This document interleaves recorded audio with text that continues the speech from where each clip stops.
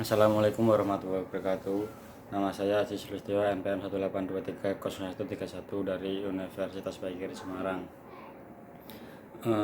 Kali ini saya akan menjawab soal UAS dari Bu Usvi Makul,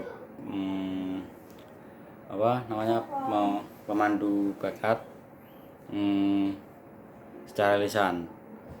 Soal yang pertama, analisiskan materi berdasarkan kelompok masing-masing, meliputi kajian teori pada masing-masing sub materi dan simpulkan.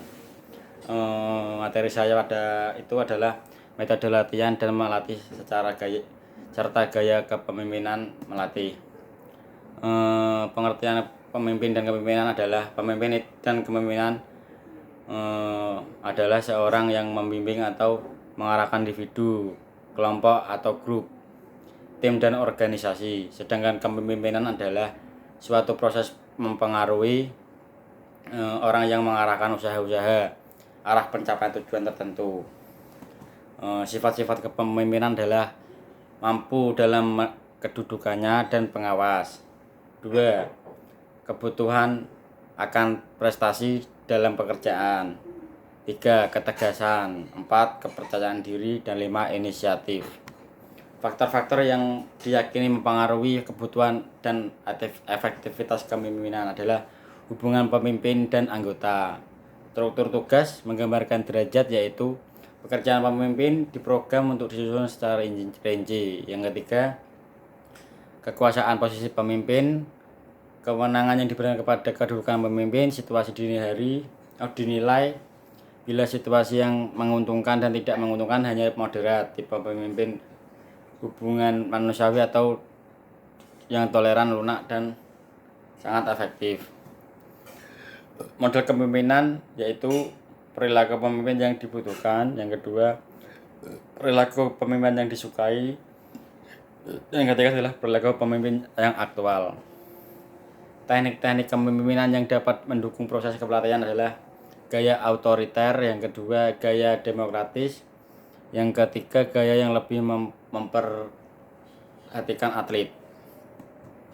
Kesimpulan dari semuanya itu adalah gaya kepemimpinan pelatih atlet itu sangat dicontoh oleh para atlet, dan pelatih harus membuat rasa nyaman saat latihan. Yang kedua, gaya kepemimpinan text oriented lebih mudah dan efisien ketimbang 3 gaya yang lainnya. Yang ketiga, gaya kepemimpinan text oriented menurut kelompok kita lebih mudah atau lebih efisien digunakan dan tidak membuang banyak waktu. Pertanyaan yang kedua adalah,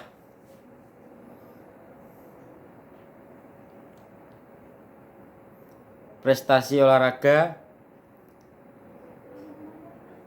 negara Indonesia masih jauh dibandingkan dengan negara-negara lain yang dapat dilihat pada perolehan Olimpiade atau bahkan tingkat Asia dalam perhelatan Asian Games, di mana Indonesia menjadi tuan rumah dan menempatkan diri ke peringkat 4. Prestasi yang diraih Indonesia hanya melalui cabang olahraga tertentu. Dianalisiskan fenomena yang terjadi melalui deskripsi tersebut di atas. Tinjauan dari sudut pandang pemanduan bakat yang ada di negara Indonesia adalah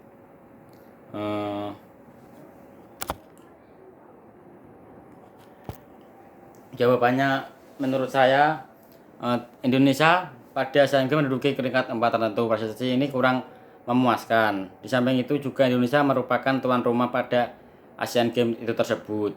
Sudut pandang yang terjadi pada kejadian ini karena dalam pemanduan bakat calon atlet yang sering dijumpai masih mengandalkan orang dalam. Dari pemandu tersebut tidak melihat potensi dari semua atletnya yang ambil malahan pemain yang sudah menonjol.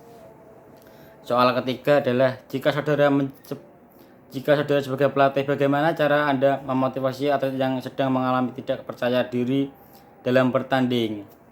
Yang pertama, kita memberi semangat. Yang kedua, memberikan motivasi dan latihan lebih agar semangat dan menjadikan atlet tersebut menjadi percaya diri lagi.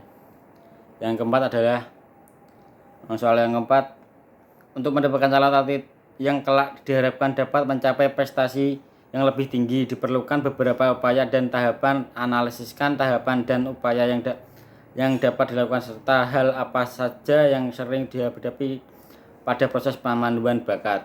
Pada tahapan pertama,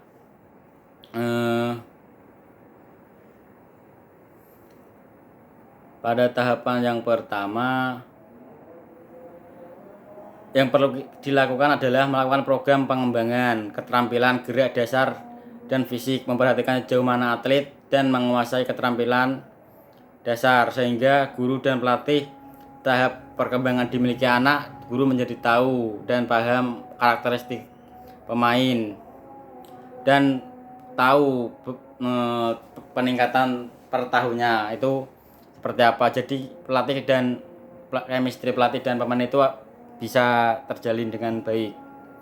Yang kelima adalah dalam proses latihan ada di dalam fase dalam latihan. Sebutkan dan jelaskan fase dalam latihan. Fase yang pertama yang terjadi pada fase ini adalah pemulihan dalam jangka waktu 3 sampai 5 menit. Setelah itu yang kedua, dalam fase ini ditandai dengan adanya titik balik dari proses superkompresisasi yang dihasilkan peningkatan kualitas performa atlet. Yang keempat adalah pada fase ini tubuh kita akan mengalami penurunan kembali yang disebut involution. Apabila tidak mendapatkan stimulus yang baik pada fase ini, maka muncullah fase involution yang menyebabkan penurunan hasil kompensasi di latihannya. Maka untuk mencegah hal ini seorang atlet menjaga kondisi. Cukup dari saya, itulah jawabannya. Jika ada kekurangan mohon maaf karena ini dalam proses belajar. Wassalamualaikum warahmatullahi wabarakatuh.